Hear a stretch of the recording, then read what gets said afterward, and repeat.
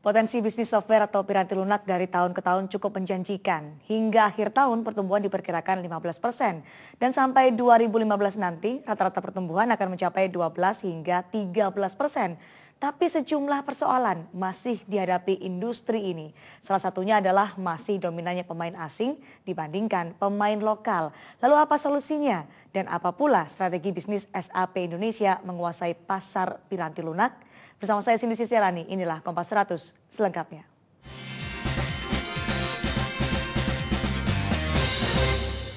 Dan saudara, bagaimanakah strategi SAP Indonesia mencapai target pertumbuhan minimal 48% tahun ini?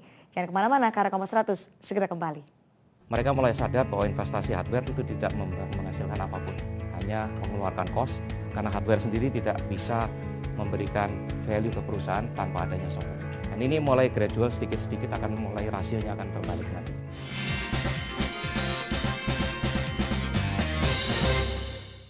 Sebagai salah satu pemimpin pasar aplikasi piranti lunak bagi perusahaan SAP Indonesia terus bergerak mengembangkan diri.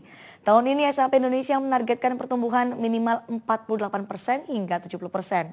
Dan untuk mencapai target ini, perusahaan akan fokus pada 3 hal, yaitu komputasi awan, database, dan teknologi, serta aplikasi mobile. Lalu seperti apakah konkretnya? Kita akan simak wawancara kami bersama Managing Director SAP Indonesia, Singgih Wandoyo, berikut ini.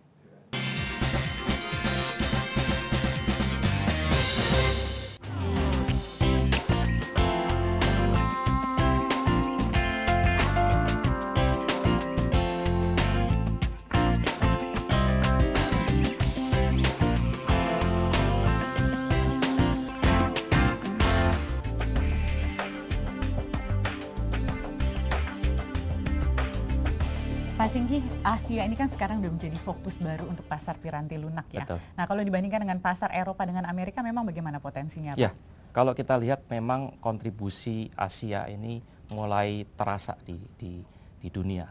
Kalau kita lihat market di dunia ini dibagi 3, yaitu yang pertama di Asia Pasifik, yang kedua adalah di Eropa, dan yang ketiga ada di Amerika. Tetapi kalau kita lihat maturity dari pasar Asia ini masih belum dibandingkan dengan Eropa dan Amerika. Jadi kalau kita lihat kontribusi memang yang terbesar masih di Eropa dan di Amerika. Oh, masih di Eropa? Masih di 2 negara itu. Tapi nantinya kalau kita lihat growth-nya yang paling tinggi itu adanya di Asia Pasifik. Dalam waktu 5 tahun ke depan ini akan mulai menyusul. Ya, karena kita lihat maturity dari IT di Eropa dan Amerika lebih dibandingkan dengan Asia, dan kita sedang mengejar ke sana. Oh, oke. Jadi walaupun Jepang, Korea itu sebagai negara yang paling banyak mengakses internet, tetap aja masih... Memang drivernya dari mereka. Oh, oke. Ya, dari Asia Pasifik memang drivernya dari Jepang, dari Korea, dari China, drivernya dari situ. Itu yang nantinya akan membawa Asia Pasifik itu sejajar dengan Eropa dan Amerika. Oke, selain itu mungkin juga karena pemasok yang SDM-nya ini Pak, dari India, itu kan salah satu yang terbesar ya Pak ya? Iya, memang sih. Kalau kita lihat dari SAP sendiri, development kita sudah mulai beralih. Kalau dulu senternya di Eropa, sekarang udah mulai dipindahkan di India, di China, dan di Amerika. Jadi kalau kita lihat memang SDM-nya cukup kuat di India, ya. Tapi nggak kalah di Indonesia juga sebenarnya. SDM kita juga sangat qualified, ya. Cuman jumlahnya aja yang masih belum banyak. Nah, tapi untuk belanja untuk IT sendiri ya Pak ya, antara piranti lunak dan piranti keras, hardware dan software itu kan masih 20-80% nih Pak. Betul, ya. Ini kenapa? Memang tidak lebih penting daripada hardware atau? Begini, di Indonesia itu memang rasionya masih 80% itu di hardware, 20% itu masih di software ya. Kenapa? Karena orang Indonesia itu masih pengen melihat atau melakukan investasi barangnya yang bisa disentuh. Kalau hardware saya bisa sentuh, fisiknya ada, software nggak ada. Tapi kalau kita bandingkan dengan negara-negara yang lebih maju, itu kebalikan. Softwarenya 80% dan 20% itu hardware. Karena mereka sudah mulai mengerti bahwa investasi itu bukan terhadap barang yang dilihat, tapi bagaimana investasi ini bisa memberikan value ke perusahaan. Itu yang bisa mereka, yang sudah mereka lihat. Dan Indonesia sudah di Asia ini juga sudah mulai mengarah ke situ. Mereka mulai sadar bahwa investasi hardware itu tidak menghasilkan apapun, hanya mengeluarkan cost, karena hardware sendiri tidak bisa memberikan value ke perusahaan tanpa adanya software. Dan ini mulai gradual sedikit-sedikit akan mulai rasionya akan terbalik nantinya. Nah Pak, kalau produsennya sendiri itu piranti lunak lebih banyak masih asing ya Pak, Ya, dikuasai sekitar 80% juga ya. Betul. Ini kendalanya apa produsen lokal sulit? Ya, kita udah terlambat sebenarnya intinya. Jadi kalau seperti SAP itu udah mulai mendevelop aplikasi ini dari tahun 72. Ya, industri pelangkat lunak di Indonesia itu baru mulai rame itu tahun 2000-an. Jadi terlambat 30 tahun. Jadi untuk mengejar itu sangat sulit. Sangat sulit sekali, 30 tahun ketinggalan. Ya. Dan yang kedua adalah di Indonesia ini bukan produser, kita adalah market di sini. Sebenarnya bisnis dari software untuk development sendiri itu tidak besar, ya, dibandingkan bisnis implementasi. Jadi biasanya itu rasionya 1:3. Jadi setiap 100 perak di-generate oleh software itu menghasilkan 300 perak bisnis konsultasi. Ya, jadi di Indonesia sebaiknya mengarah ke bisnis konsultasi karena itu jauh lebih cepat ya untuk membangun itu, karena yang diperlukan hanyalah sumber daya manusia. Ya. Bisnis juga lebih cepat karena kita nggak perlu melakukan proses software development yang memakan waktu yang cukup lama. Ya, SAP sendiri melakukan riset dari tahun 70 sampai sekarang itu hampir 40 tahun ya. Kita nggak mempunyai waktu untuk itu. Ya, tapi ada kemungkinan kan untuk produsen software di Indonesia maju ya? Sebenarnya sudah ada. Bibit-bibitnya sudah ada. Cuman karena kita sangat terlambat ya dibandingkan dengan negara-negara yang lain. Sehingga kalau kita saat ini mengejar itu sudah sangat susah. Jadi lebih baik yang kita kembangkan di Indonesia adalah bisnis bagaimana tenaga-tenaga kerja di Indonesia ini bisa memanfaatkan teknologi yang didevelop oleh perusahaan-perusahaan asing itu untuk dimanfaatkan untuk menunjang bisnis yang ada di Indonesia. Itu jauh lebih bagus ya dan jauh lebih cepat dibandingkan harus develop sendiri. Dari pemerintah sendiri ada nggak arah atau kebijakan yang mau diimplementasikan untuk industri piranti lunak ini Pak? Saya nggak ngelihat di situ ya, karena fokusnya kayaknya nggak di situ dari pemerintah ya. Memang saya pernah mendengar dulu Menkominfo menyarankan government untuk menggunakan open source. Open source. Open source, bukan produk lokal dalam negeri, karena produk lokal dalam negeri tidak bisa memenuhi kebutuhan yang ada di Indonesia. Ya. Mereka menyarankan ke open source, cuman open source sendiri itu masih ada kendalanya ya, karena kita nggak tahu siapa yang tanggung jawab. Kalau seperti SAP, kalau ada apa-apa mereka tahu larinya kemana, nunjuknya ke SAP gitu. Tapi kalau open source mau nunjuk kemana, wong itu mereka cuma download ya. Ya. Artinya apa? Mereka juga harus kalau punya masalah mereka harus selesaikan itu dengan dari diri mereka sendiri. Ya, itu yang buat perusahaan-perusahaan besar ini adalah suatu risk yang mereka nggak mau tanggung. Tapi untuk perusahaan kecil mereka masih lumayan, mereka masih bisa pakai. Ya. Nah, SAP sendiri kan target kedepannya mau ke arah cloud computing ya Pak ya. Nah, kita akan berbicara lebih lanjut mengenai hal itu, tapi setelah commercial break berikut ini Pak. Jadi jangan kemana-mana, Kompas 100 akan segera kembali. Market di Indonesia sedang tumbuh. Ya, kita sekarang ini menghadapi kompetisi yang sangat berat. Ya. Banyak sekali perusahaan-perusahaan global yang masuk ke Indonesia. Sehingga perusahaan-perusahaan di Indonesia sendiri ini mulai melihat bahwa mereka harus lebih baik.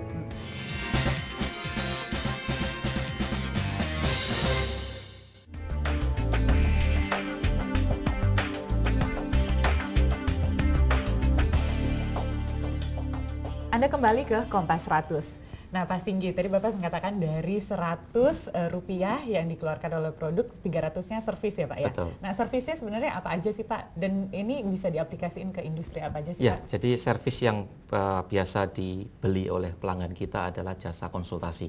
Karena aplikasi SAP ini bukan aplikasi yang simple. Jadi untuk mengimplementasikan, menerapkan di suatu perusahaan, itu dibutuhkan orang-orang yang sudah berpengalaman untuk melakukan implementasi itu. Jadi itulah sebenarnya jasa-jasa yang mereka harus beli. Jasa yang kedua yang harus mereka beli adalah masalah training, ya. Karena mereka harus diedukasi supaya pada saat SAP nanti itu dipakai, mereka ngerti bagaimana cara pakai SAP-nya. Itu tentang jasa yang sebenarnya banyak dideliver oleh partner-partner kita yang merupakan porsi terbesar dari bisnis SAP. Nah, tentang industri itu ada banyak macam industri yang ada di Indonesia yang bisa di-cover. Bisa oil and gas, bisa retail, bisa furniture, bisa chemical, bisa consumer product. Bu Ilda, kebetulan ini ada customer kita. Oh ya? Bisa kita kenalkan dari Vivere. Halo Bu, dengan Menhu. Bu Ilda, apa kabar? Halo, apa kabar Baik. Pak? Silakan Bu. Nah, Bu Hilda dari Vivere Group, berarti industrinya furniture ya Bu ya. Nah, service SAP yang digunakan di perusahaan Ibu apa? Kita ERP, di sini kita pakai SAP. Poinnya kita di sini yang kita ambil adalah integration. Jadi selama ini dalam proses kita itu belum terintegrasi. Jadi banyak pekerjaan yang kita lakukan berulang-ulang, maksudnya data segala macam. Jadi dengan ERP dari SAP, jadi kita berharap kita kedepannya lebih efisien. Jadi semua proses kita terintegrasi dengan baik. Jadi menggunakan service ERP atau Enterprise Resource Planning. Nah, divisi yang menggunakan service ini divisi apa saja? Kita mulai dari sales, kemudian ke project, ke purchasing, procurement, kemudian ke pabrik, dan ujungnya di finance. Oke, dan sejauh ini hasilnya? Ya, oke. Oke, karena ada pastinya. Tapi kalau misalnya dibandingkan dulu memang pernah menggunakan software ya, yang ada. lain? Kita pakai yang lain dulu, tapi itu tidak terintegrasi. Jadi di finance punya software sendiri, nanti di project nggak memakai itu, jadi nggak link ya, jadi nggak terintegrasi dengan baik. Oke. Jadi memang salah satu servisnya enterprise. Ya betul. Resource Jadi Planning. salah satu strength dari SAP adalah integrasi. Jadi dari ujung ke ujung, sehingga kalau orang sales melakukan penjualan dan menagih, itu orang accounting udah langsung tahu berapa yang harus ditagih, berapa sebenarnya revenue yang harus di-generate. Jadi itu sebenarnya strength dari SAP. Nah, jadi salah satu service yang mau dimantapkan di Indonesia ini kan cloud computing ya Pak ya. Nah, memang semuanya lagi mengarah ke situ. Nah, strateginya apa nih Pak kalau di Indonesia? Ya, jadi cloud computing service kita itu ada 4 area ya. Yang pertama adalah people, yang kedua adalah tentang customer, yang ketiga tentang money, yang keempat tentang supplier. Yang sekarang kita sedang pasarkan di Indonesia adalah tentang people. Jadi bagaimana kita bisa mengelola sumber daya manusia itu dengan lebih baik, ya. Jadi kita mulai dari rekrutmen sampai dengan nantinya bagaimana kita retain people, bagaimana kita mengembangkan talent yang ada di perusahaan. Itu yang tahun ini kita coba pasarkan di Indonesia tentang people. Tahun depan kita akan bicara tentang supplier. Jadi bagaimana perusahaan-perusahaan itu nantinya bisa melakukan proses pembelian barang dengan jauh lebih bagus, dengan jauh lebih efisien. Itu yang akan kita pasarkan tahun depan. Jadi kita mulai dari people, kemudian mengarah ke supplier, nantinya diteruskan ke customer, dan terakhir adalah money. Oke, jadi cloud computing ini juga berguna untuk industri seperti Betul, industrinya. betul. Ya. Jadi kita bisa combine ya. Yang Vivere beli adalah yang on-premise ya, yang dimana aplikasi SAP diinstal di perusahaan Vivere, kemudian diimplement dan dioperate oleh mereka. Hal ini kita bisa gabungkan nanti dengan offering-offering kita yang dari cloud, sehingga kita bisa membuat yang namanya mix antara on-premise dengan on the cloud. Itu menjadi satu kesatuan bisnis proses. Oke, Bu Hilda sendiri kenapa memilih SAP nih? Maksudnya kan memang ada tersedia yang mungkin lebih murah atau open source gitu. Kenapa milihnya? Yang pastinya memang di awal pasti kita juga compare sebenarnya. Ya, jadi kita lihat success history dari SAP diimplementasikan di perusahaan-perusahaan yang cukup gede, biasanya ya yang reputable company gitu ya.